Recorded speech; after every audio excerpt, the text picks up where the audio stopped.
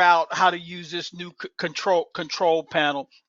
And so here's the agenda today, and I'm going to try and keep this about 35 minutes or so, not including the introduction, but much of that is going to depend on your level of engagement and the amount of questions that you may have for me. And so real quick, here's what I want you to know about me.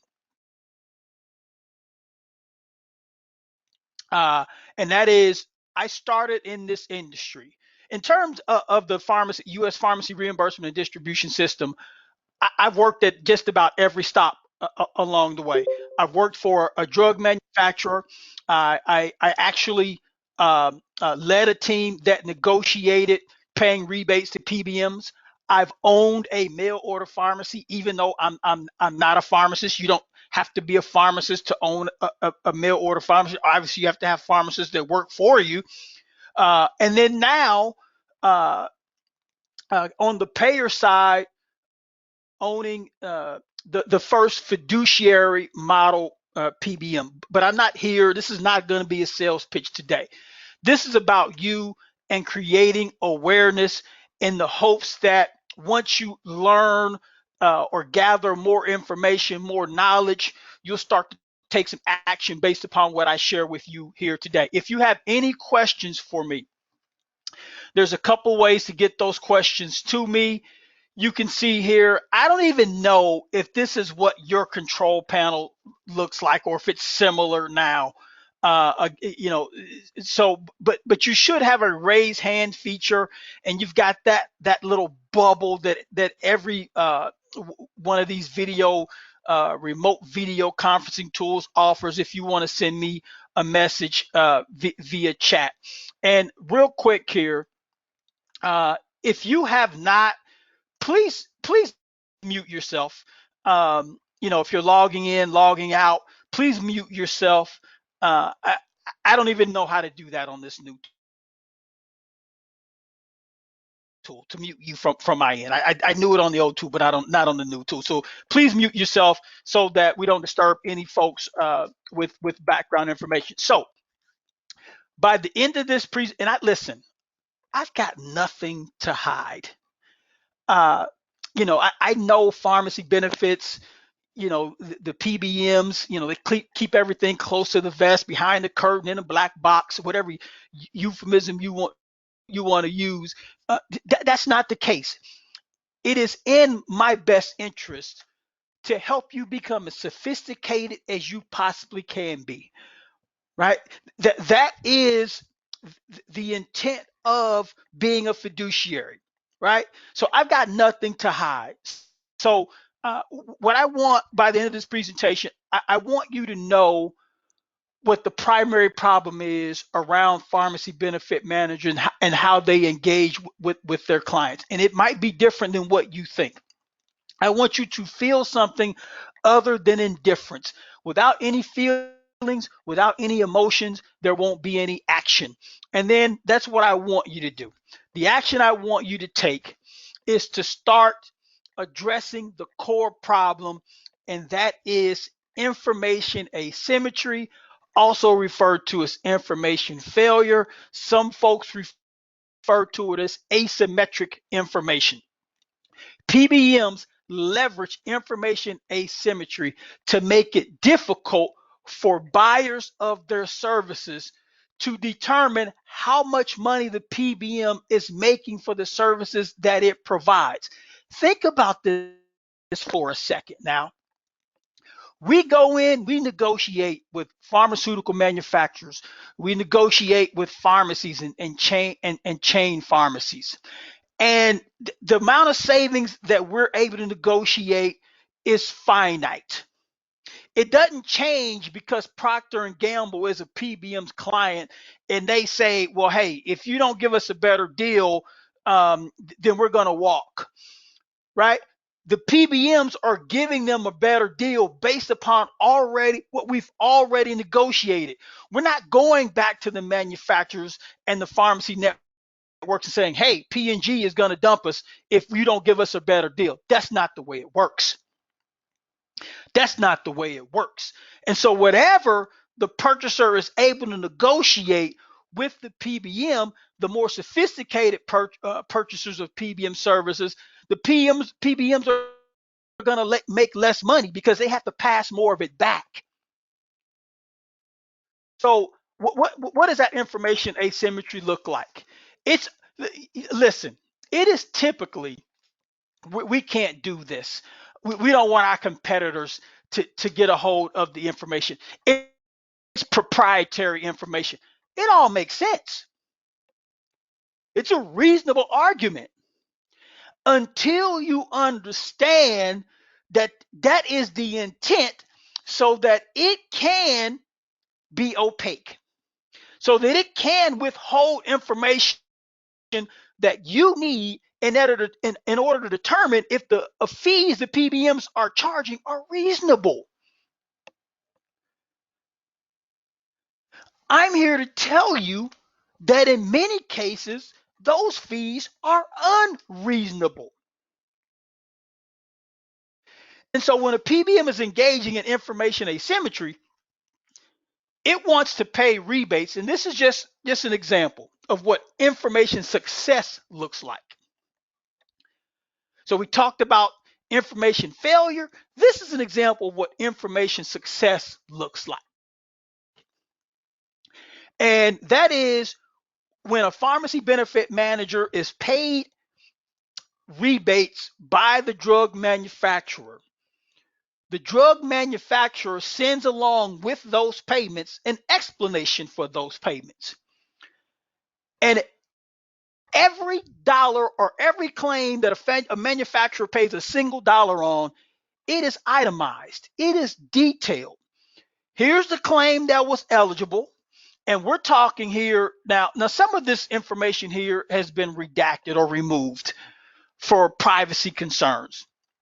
But when we share these types of reports with our clients, obviously this information, RX number, the pharmacy's NABP, the pharmacy's NPI, National Provider Identification, all that information is populated for our clients to have access to. Why? Because you want to know what the net cost of the drug is. When folks talk about we want to get the lowest net cost, in order to determine that, you have to know what the rebates are at the claim level.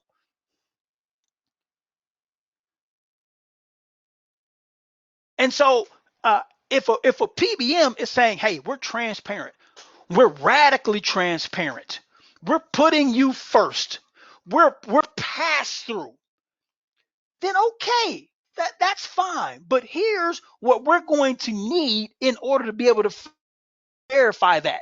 If you can't verify that, then you got some decisions to make.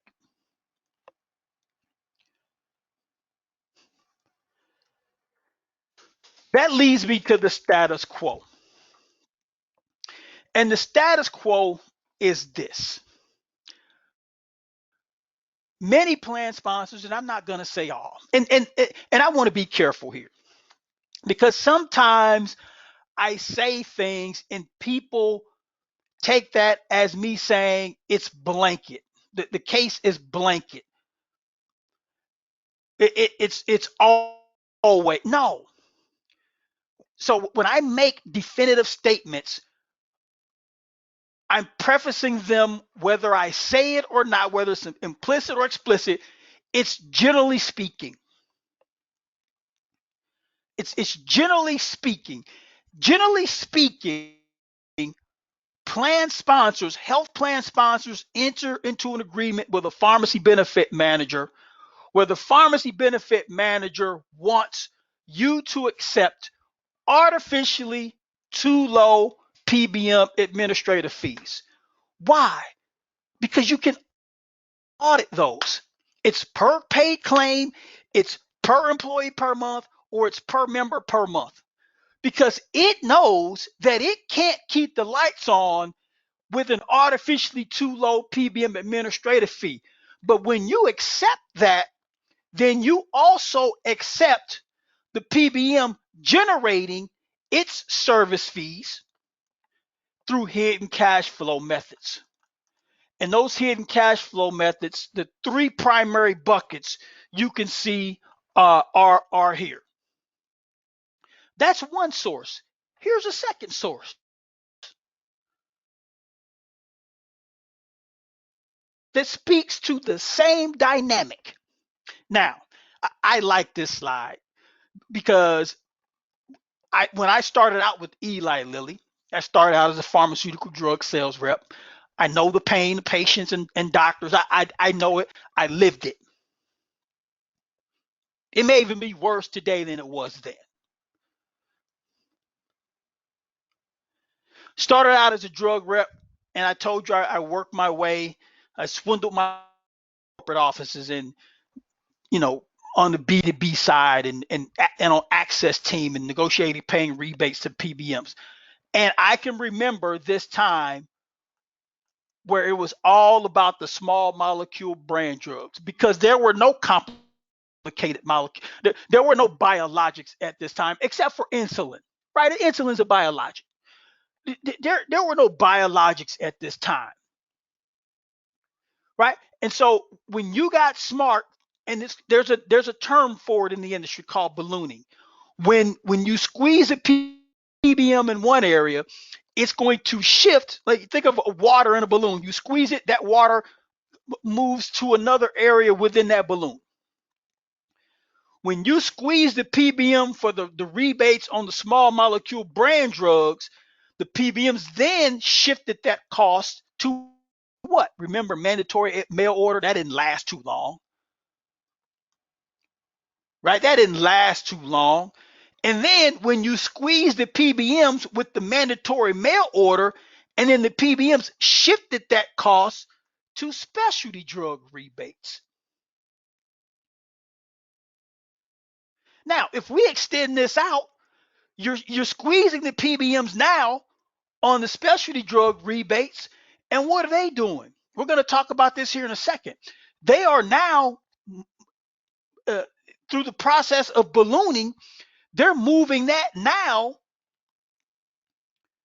to hide those rebate dollars under group purchasing organizations, right?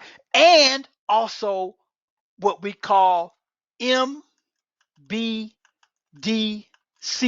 that's horrible, or medical benefit drug claims, right? So now you're squeezing them there on the mail, and now they have shifted that cost to other areas. And then when you get sophisticated about that, they will have already been 5 years ahead and have a plan for that.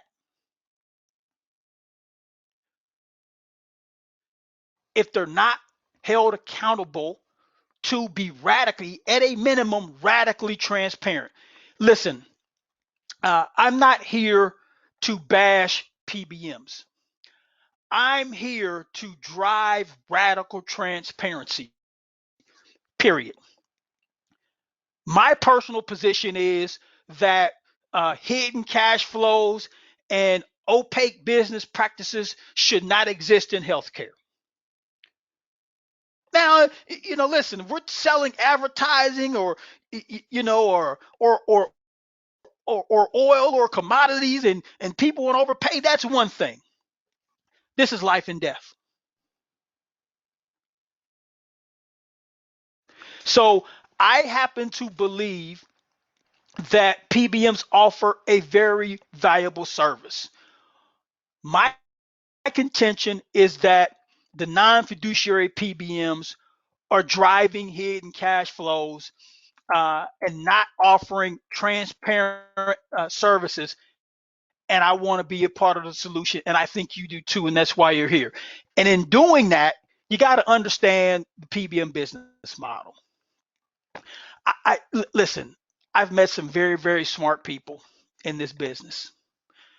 And one of the things that just always kind of, I wouldn't say it's scary, it's just unnerving when you have consultants and brokers who never understood that as a PBM, we never controlled the product.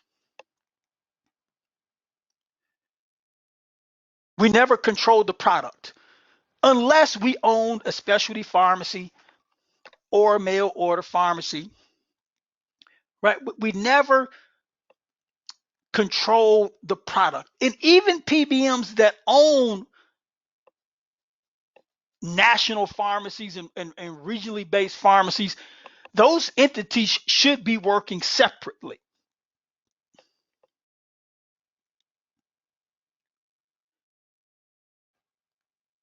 Transparent RX doesn't own a mail order pharmacy, nor do we own a specialty pharmacy. We don't have inventory. And so as a PBM, and I'm starting with the contractual relationship, we contract with pharmacies in order to have sites from which prescriptions can be dispensed to our plan participants. And we have to have clients to provide these services to. And those clients are third-party payers, employers, small, medium, large, unions, coalitions, and government, cities, state and federal governments. That's just a small sample of who our clients could be. Excuse me. And so as a PBM, we reimburse pharmacies for the prescriptions that they dispense to our plan participants. And then we bill our clients for those dispensed prescriptions. This is where the problems actually begin with the contracting. the problems start before the first prescription is even dispensed. The biggest problems start before the first prescription is ever dispensed. I don't have time to get into this today, but I'll share with you a way that you can learn more about that. And so here's where the problems begin. First, the inflow of cash in the form of rebates, and the intent of rebates is to what? To reduce the cost of the drugs. The inflow is too low. That's the first problem. I've shared with you two reliable sources proving that that is the case. The second problem is the outflow of cash for those dispensed prescriptions, the reimbursements to the PBM, is too high. I'm going to show you something that's going to knock your socks off here in about 60 seconds. But the third problem is, look who sits atop of this entire system here. You do. Your clients do. Yet you know the least about how the system functions. Every other entity in the system is relying on you not to be smart with your money and to overpay.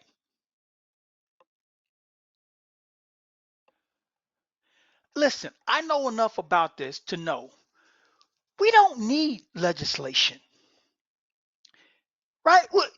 If you're sophisticated enough about how this works, you align yourselves with the right vendors, you can get the PMPM for prescription drugs, including specialty, below $25. You're thinking, Tyrone, you're nuts. No, I'm not. Remember what I said. Generally speaking, you can get it below $25 PMPM if you want to be aggressive. And I'm not saying restricting access. I'm not saying that.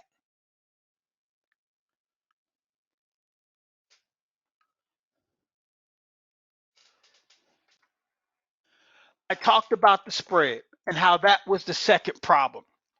This is how the spread arises. Prescription drugs, the pricing is often based off of AWP, an artificially inflated price that no one in this entire system, in the supply chain pays. No one. The AWP, and then there's also a second price, the MAC. There are others as well, but these are the two predominant, let's call them pricing benchmarks used by PBMs, between the PBMs and their clients. There are others as well, ASP, NADAC, AAC, there, AMP. There are others as well, but these are the two primary ones. And by the way, these price benchmarks matter less if the PBM is held to account to be radically transparent. Regardless of the price benchmark that is used, ultimately what matters is, what is the PBM keeping? And regardless of the price benchmark being used, if that's being minimized or it's reasonable, then your costs come down substantially. So let's take a look here real quick. This is information I post on our blog.transparentrx.com every Thursday, most Thursdays, 98% of the Thursdays. And what we're providing here are prescription drugs, and we're sharing the AWP, the WAC, and the invoice cost. And so here's what I want to do. I want to show you how spreads manifest. Now stay with me here for a second, because most purchasers of PBM services never even get a whiff of invoice costs. They never even consider it.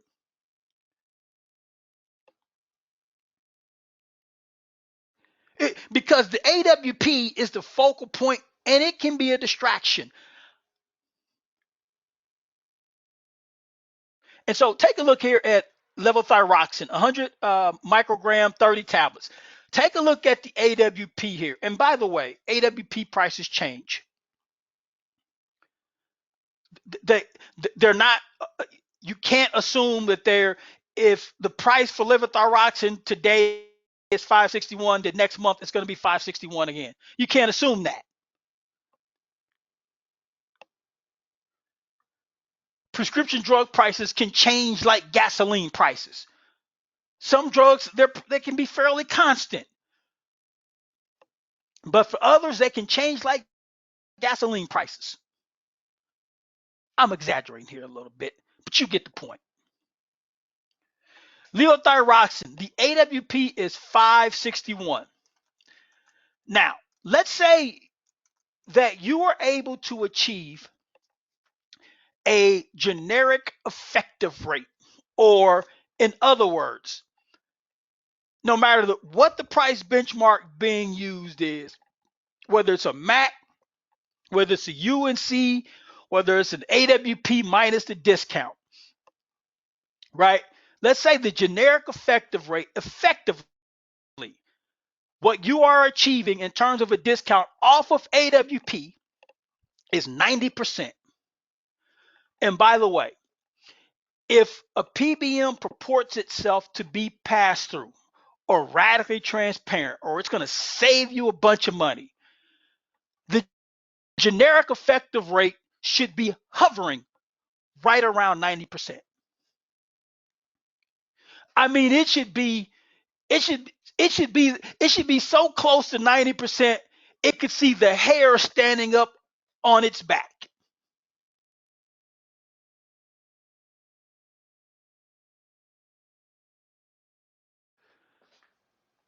Some of you have generic effective rates. The PBMs have come in and said, hey, we're passed through, and you go to the generic effective rate and you're at 82, 83%. That is, you're looking at a 7% spread. Because I can promise you, what the PBM is reimbursing to the pharmacy is a lot less than what you're reimbursing to the PBM. If your generic effective rate is at 82, 83%, it should be staring at 90% for the generic effective rate. So let's say here for this particular one, you're at 90%. That would mean that the discount, and I'm going to round up here. So let's just say the discount then is $505. I'm going to mark this down to 560. So we're just going to keep it simple here. So that means that the cost to you is $55.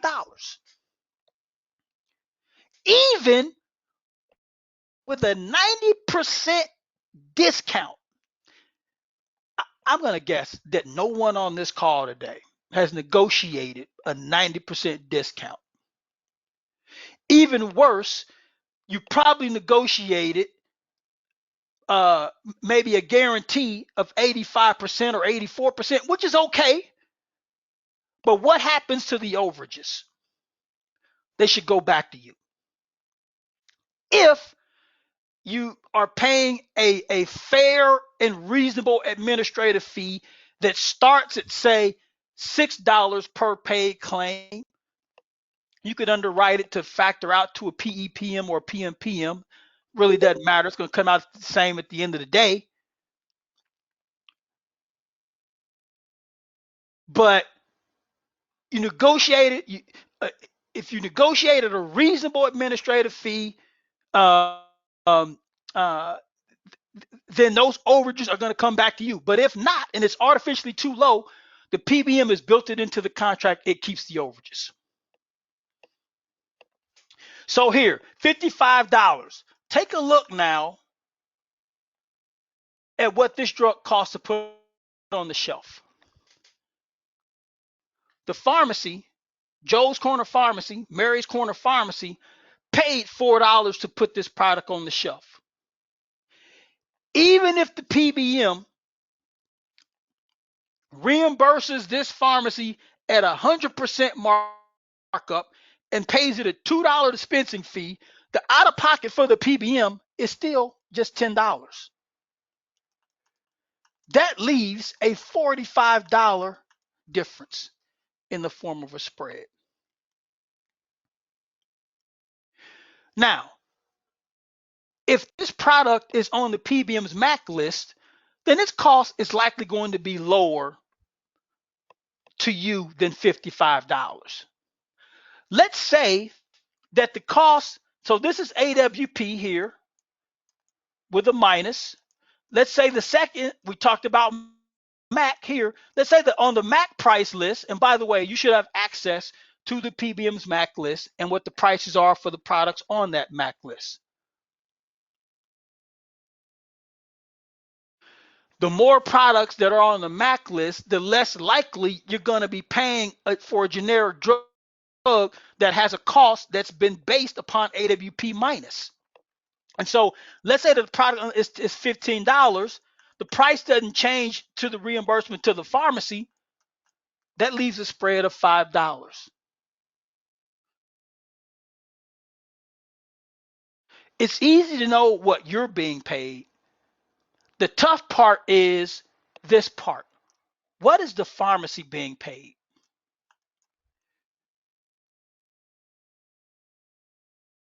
That's what you have to know if you're paying a spread.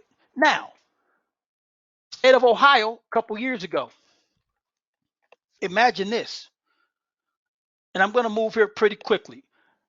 The state of Ohio uncovered a couple years ago. Well, the report came out a couple years, about 2.5 years ago. The report came out, but they probably uncovered it just a little bit before that. But here's the point I want to make. The state of Ohio decided it was no longer going to base its selection of a PBM or the evaluation of that PBM based upon its performance against guarantees. PBMs know this game all too well. They're better at it than you. They know what you want to see. They don't want you to see this. And this is what, and if Greg were here today, he would tell you, it's not necessarily that this is information we've never had before, Greg would tell you it's information we never thought to evaluate before.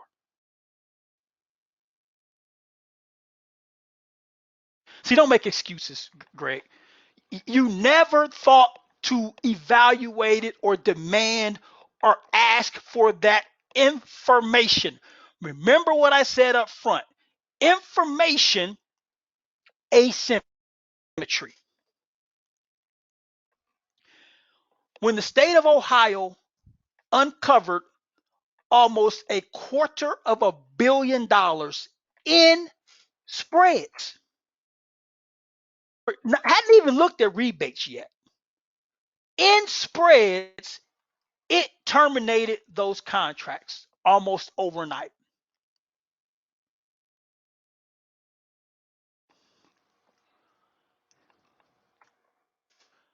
And that's public information, by the way. I should put the source of this on this slide. I'm going to do that here probably when we wrap up, but this is all public information. So you can go out there and get it. So here's a point I want to make. Misleading contract language. There are just two examples. I touched on them each here, but in terms of multiple MAC lists, the employer's MAC list is less comprehensive and less aggressive than the pharmacy MAC list. I shared with you what that looks like in that example uh, where we had the invoice costs, the WAC, and the AWP. Rebates by many names. We talked about in the U.S. Pharmacy reimbursement and distribution system, how what the first problem was the inflow of cash in the form of formulary rebates being too low. Well, it's not just because of formulary rebates. It is because that in the contract language, for the most part, the dollars being addressed are just formulary rebate dollars. There are other names uh, that these revenues from manufacturers are being given in an attempt to deprive the PBM's clients of those dollars to do what? To get to lowest net cost. The more of the dollars that you can negotiate from the PBM keeping for itself, the less you pay. See, we talk about PBMs are adding costs to the drug system. That's awareness.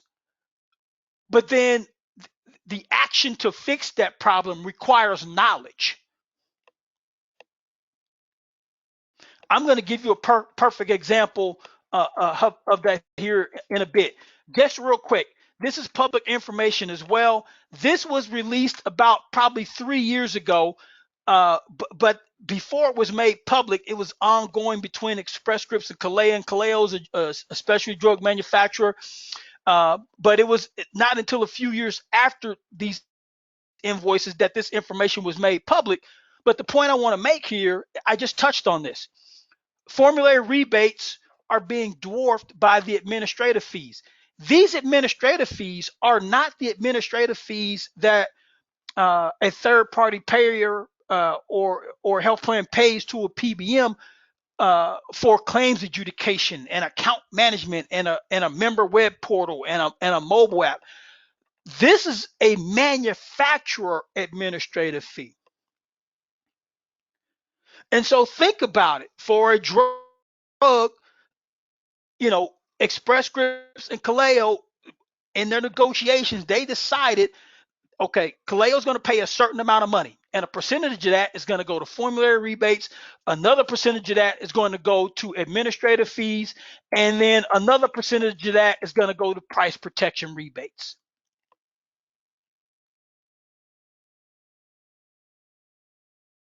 These dollars from manufacturers,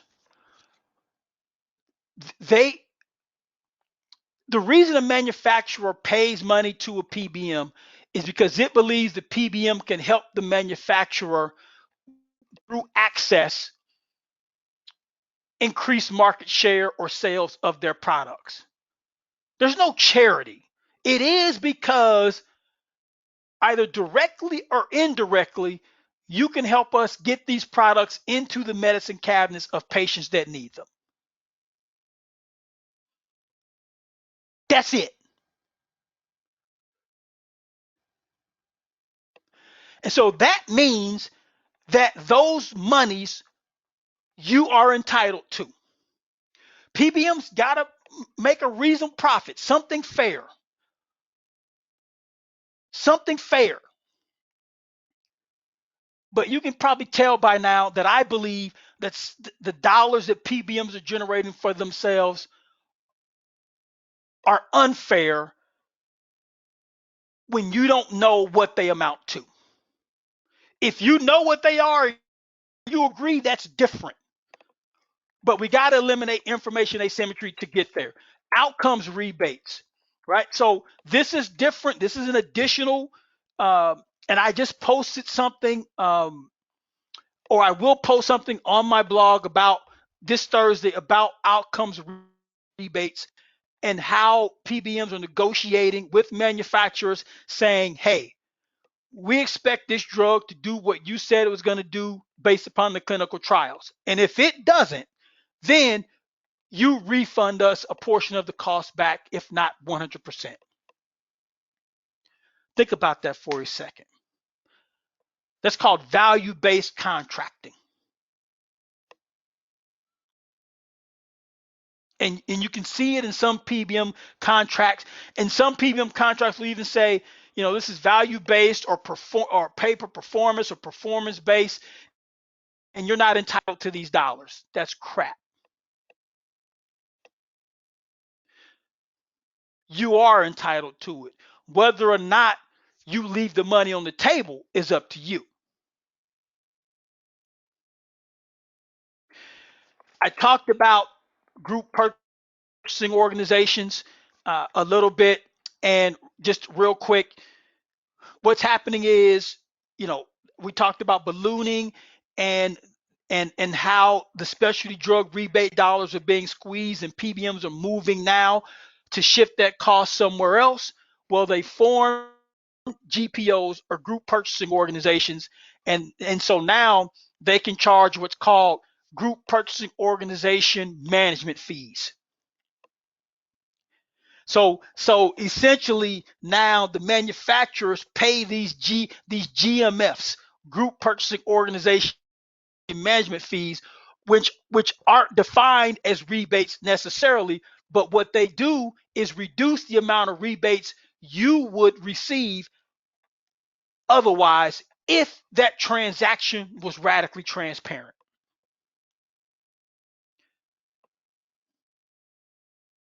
Because think about it, the manufacturer has said, okay, for specialty product A, we're going to pay a $5,000 rebate or refund, period. Now, we're going to negotiate with the PBM on how they want to distribute those funds or allocate those funds. $1,000 formulary rebates, $2,000 to outcomes rebates, $1,500 to administrative fees, whatever.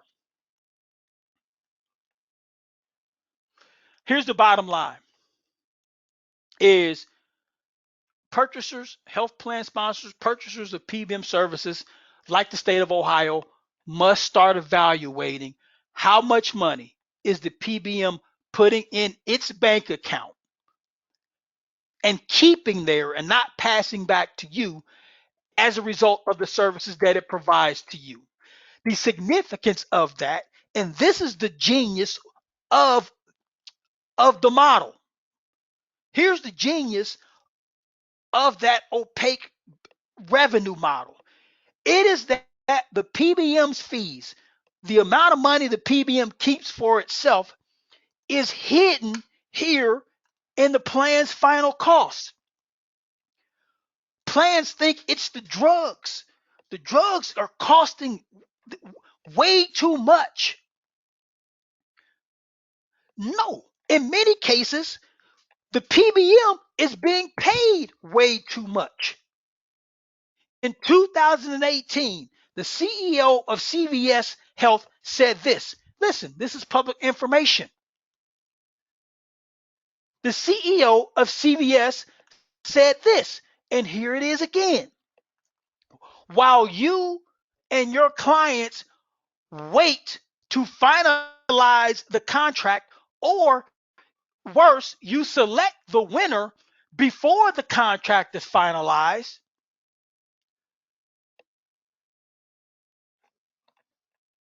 which gives the PBM all the leverage in the world that it needs, by the way.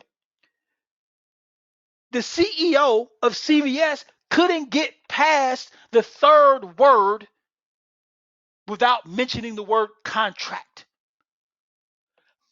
In that U.S. pharmacy reimbursement and distribution system, I mentioned the problems start before the first claim or prescription is dispensed. It starts with the contract. In other words, in layman's terms, what he said here is that we are going to make as much money as we possibly can. Check. The amount of money that we are going to make is ultimately going to depend on how sophisticated or unsophisticated, check, that our clients are. Check.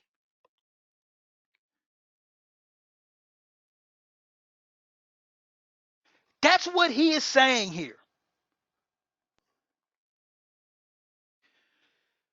The amount of money that the PBM is being paid. I've yet to see one RFP that is looking at this. Maybe in the back end, they're trying to calculate it. Maybe in the back end, they're trying to calculate it. And they, I mean, consultants and the benefits brokers and the steering committee from the third party payer. Maybe you're trying to calculate it. But this formula is how you determine how much the PBM is being paid. It is tough. You got to make some assumptions here if the PBM isn't radically transparent and isn't going to give you the data that you need to determine this number. If I mean, shoot, it should be sharing it with you. We're not talking about the net income. I mean, for most PBMs, the bigger ones anyway, that's public information. We're talking about you specifically. How much are you paying the PBM? Everything in green at some point lands in the PBM's bank account. In red are dollars that leaves the PBM's bank account.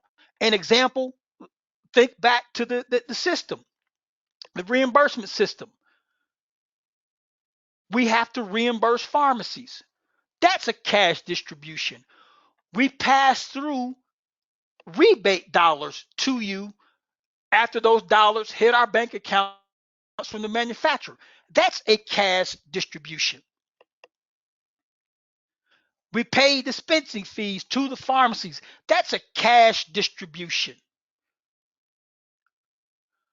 Whatever is left over is what you're paying the PBM.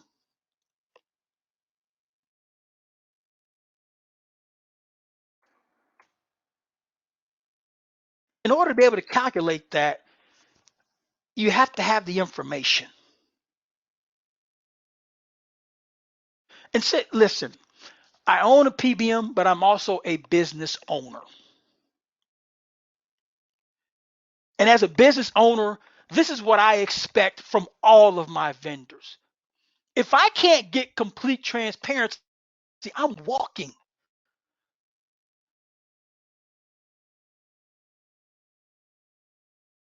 And I get it.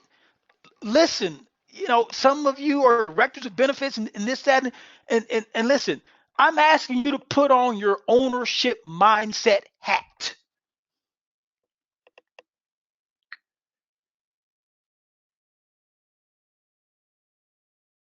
If the money were coming out of your bank account, would you make a different decision?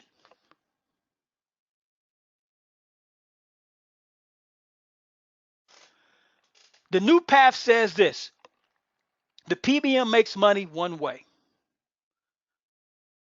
Ideal situation makes money one way, and it's through an administrative fee, whether it's per paid claim, PEPM, or PMPM. And now instead of 50 cents per claim or $1 per claim, or in some cases there's no charge for the administrative fee, the PBM is paying or being paid $6 per paid claim. And the trade-off now, it is not going to generate any service fees through hidden cash flow methods. Everything is transparent now. And I should say radically transparent. Everything is radically transparent now.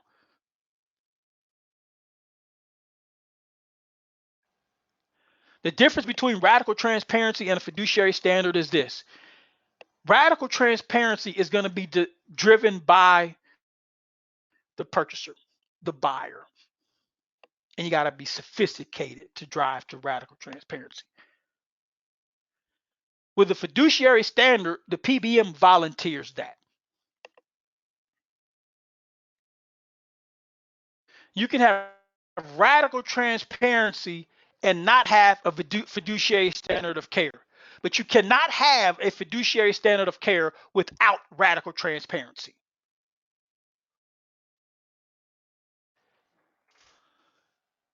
And I'm wrapping up here.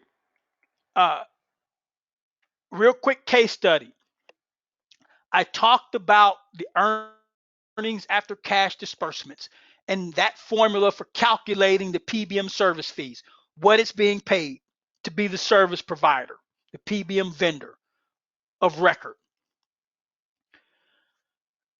We brought on this client in 2020, and they're still a client. And I should probably update it. I'll probably update it for 2021. But here's the bottom line. They were paying $57.88 to Prime as the PBM for prior to us taking on in 2019.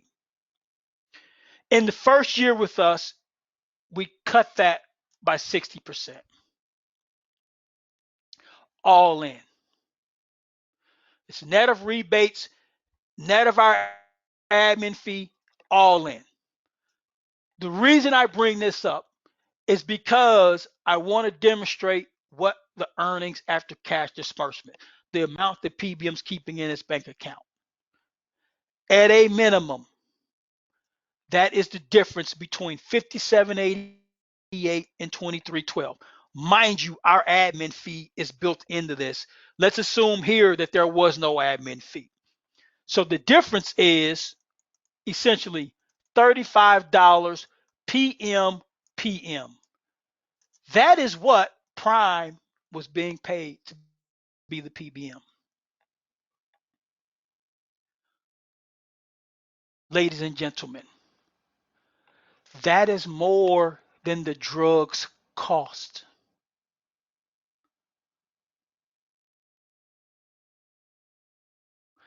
That is more than the drugs cost. Remember this slide here. This is the drug cost.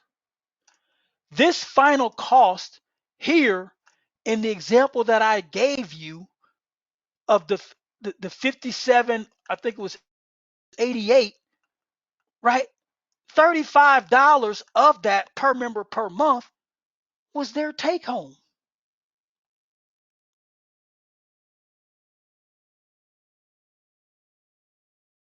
That's at a minimum. Prime dwarfs us in size. That means they get bigger rebates and better discounts from the pharmacies.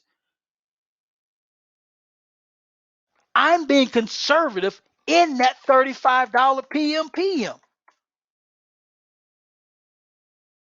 I'm being conservative in that $35 PMPM service fee that the state of Ohio said, oh no, This is not going to continue.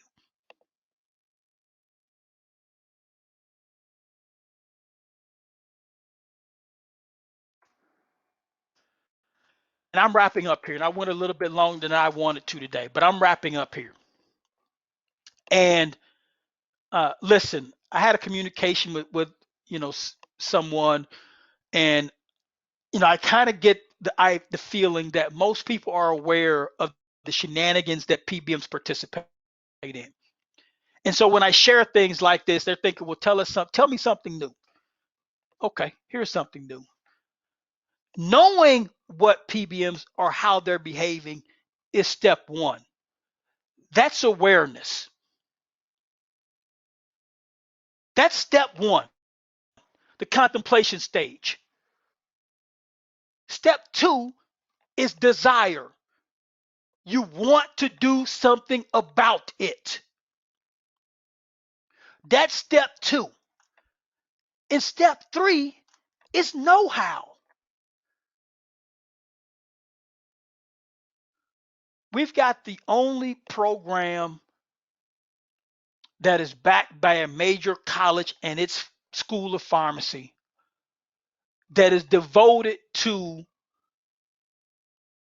putting clients first and teaching them the ins and outs of how to improve your relationship with the PBM so that you don't overpay and that you can achieve better outcomes with your members.